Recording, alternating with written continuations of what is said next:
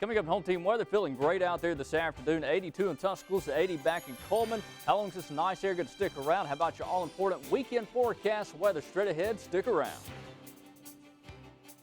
Tonight kicks off back-to-back evenings at Tuscaloosa's amphitheater with huge music stars. We'll have a preview. Plus,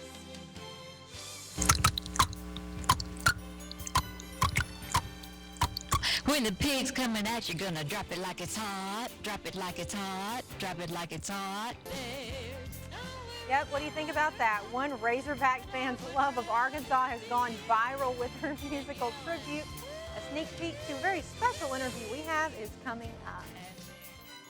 We're glad you're with us this evening. I'm Terry Brewer. Tonight kicks off a couple of big evenings of entertainment in downtown Tuscaloosa with some major music stars lighting up the Tuscaloosa Amphitheater. More now in our top story at 5 o'clock. Country superstar Alan Jackson will take the stage tonight. Earlier today, Jackson's crews were putting together the lighting and sound equipment to get ready for tonight's big show. Tomorrow night, American Idol Kelly Clarkson is bringing her show to the Amp.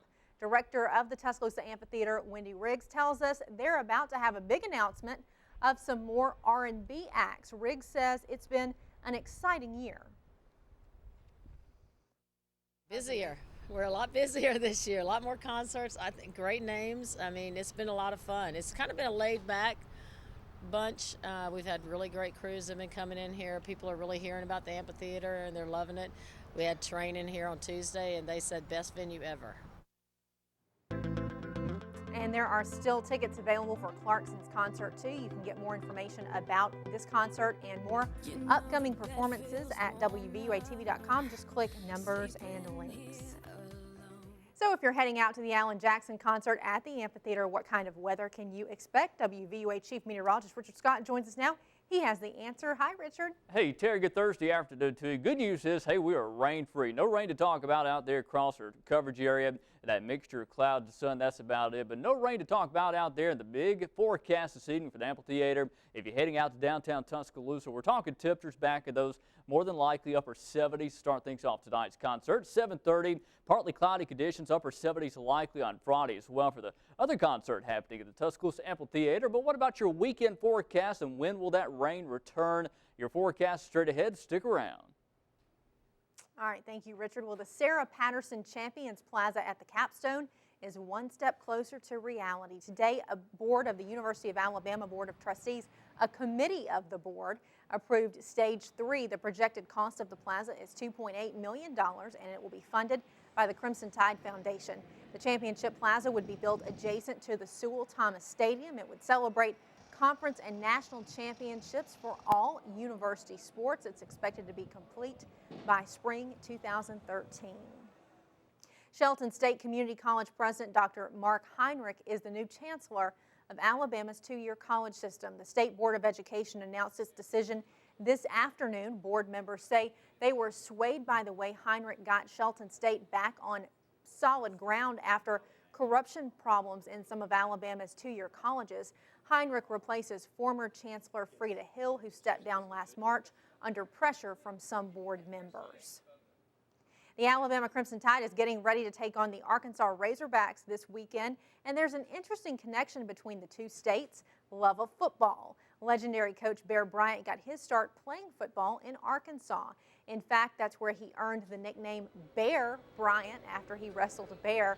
Bryant's love of football started early when he hit the field in 8th grade. During his senior year, the team won the 1930 Arkansas State Football Championship.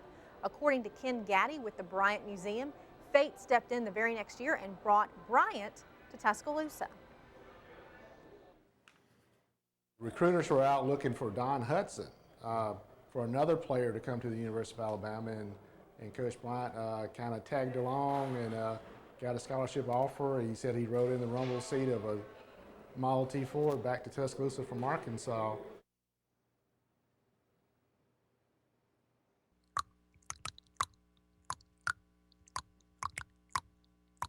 When the pig's coming at you, gonna drop it like it's hot, drop it like it's hot, drop it like it's hot. And speaking of football, one Arkansas fan has gotten national attention for her love of the Hogs. Liz McDaniel put put up this video of her dressed in her best Razorback fan gear singing "United We Stand" in support of the team as they get ready for the game against Bama this weekend. Her YouTube video has gone viral, getting hundreds of thousands of hits. Coming up tonight on WVUA News at 6, you'll hear from McDaniel on why she went to such extremes for her favorite team. You don't want to miss that. We promise you that. And WVUA is the place to start your football Saturdays. Don't miss Crimson Tide kickoff Saturday morning, 8 a.m. Gary Harris will have complete game day coverage with special guests, a breakdown of the matchup, and feature stories on the Tide. That's Saturday morning only on WVUA TV. And before you cheer on the Tide, on Saturday you can get your football fix Friday night. Football Friday is right after WVUA News at 10. Gary Harris and the WVUA sports team will bring you all the highlights from West Alabama's biggest games. That's starting at 10:35. Tuscaloosa County is getting a distinct honor for the third year in a row. Tuscaloosa County is keeping its title as one of the 100 best communities for young people, according to the America's Promise Alliance and the ING Foundation. So what exactly does Tuscaloosa County have that provides a positive upbringing for young people in the area? Community organizer Charles Nash says it's a combination of many aspects, including education and proper nutrition, but Nash says one of the most profound impacts on children in Tuscaloosa is the impact local organizations have on our future workforce. Boys and Girls Clubs, Girl Scouts, Boy Scouts, and we could name a number of religious affiliated organizations, the University, Stillman Shelton, all are part of providing in their own special ways opportunities to serve the needs of young people. Along with Tuscaloosa County, other cities in the state that made the list include Mobile and Sylacauga. A University of Alabama professor is being honored at the White House. Assistant Professor Suzanne Horsley is being honored as a champion of change for her work with the American Red Cross. Horsley is a longtime volunteer and spent many days working at a Red Cross shelter in Tuscaloosa after the April 2011 tornado. Even though her own home was damaged, Horsley and her public relations students launched a fundraising effort for Red Cross disaster relief. You know, I love the work I do with the Red Cross, and I love the work I do with service learning in my classroom, but to have it recognized by the White House is a bit overwhelming. Horsley is one of 9 people being honored for their work. One person is under arrest in connection to the attack that killed U.S. Ambassador to Libya, Christopher Stevens. Libya's prime minister said authorities are still looking for 3 or 4 more people. Now the U.S. is tightening security at embassies worldwide. In Cairo, protesters have been clashing with police near the U.S. Embassy. Reporter Ian Lee has more. Right behind me, we have the U.S. Embassy. That was the scene of Tuesday's protest when protesters breached the embassy wall, tore down the American flag. You can see the flagpole still does not have the American flag hoisted up on it.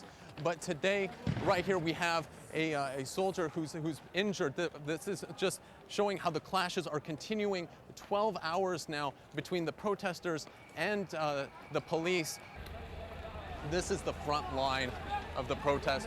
We have the protesters, a lot of tear gas in the air right now. They're firing the tear gas, but the wind is bringing it right back at the police.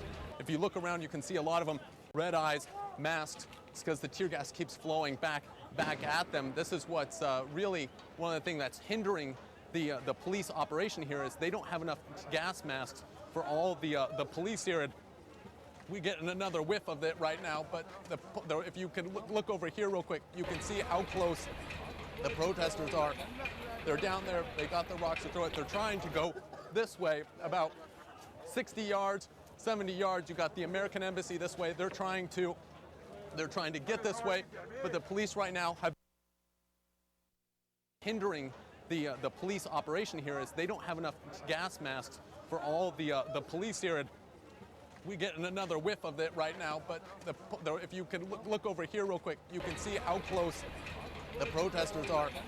They're down there, they got the rocks to throw it. They're trying to go this way, about 60 yards, 70 yards. You got the American Embassy this way. They're trying to get this way, but the police right now have been able to hold them off. for the last 12 hours, this battle has been raging. Ian Lee, CNN, Cairo.